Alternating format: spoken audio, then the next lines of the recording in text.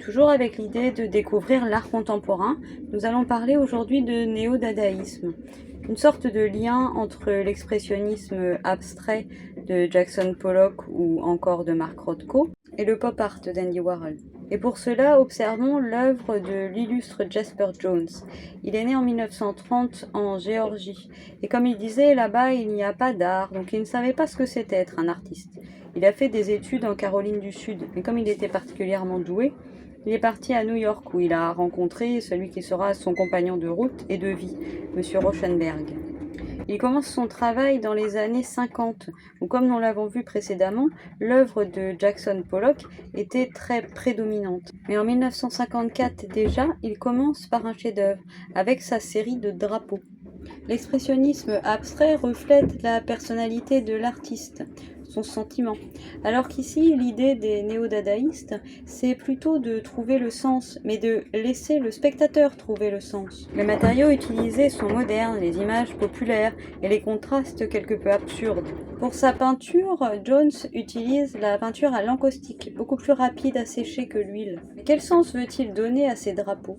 Cette question n'a pas de sens justement, puisque c'est le spectateur qui doit trouver le sens. Ici, le drapeau américain n'a pas les couleurs habituelles. Alors, cet objet familier a-t-il toujours le même sens? Ou est-il maintenant simplement un objet abstrait, comme un cercle ou un rectangle? Et pourquoi est-il blanc? Qu'est-ce que ça nous inspire qu'il n'ait pas les mêmes couleurs? Et puis, le fond est étrange, c'est du papier journal. Dans l'Amérique particulièrement patriotique des années 50, est-ce toujours le symbole de ce pays? Dès 1958, il est exposé au MoMA et est fasciné par Marcel Duchamp et ses ready-made.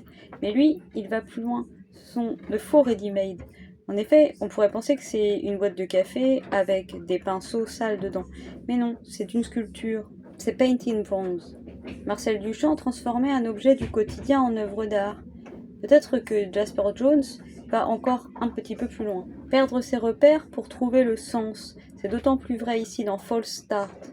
Lui qui était aussi particulièrement intéressé par le travail de Sonia Delaunay dont nous parlerons demain, utilise ici des contrastes forts. Pour ce tableau où nous voyons des écritures anglaises qui représentent des mots qui n'ont pas le sens habituel. White écrit en rouge sur un fond jaune, orange écrit en blanc sur un fond rouge. Et de manière ironique, ces œuvres, il les appelle des faits. Quelle ironie, alors que tout son travail laisse libre cours à l'interprétation, interprétation qu'il ne donne pas.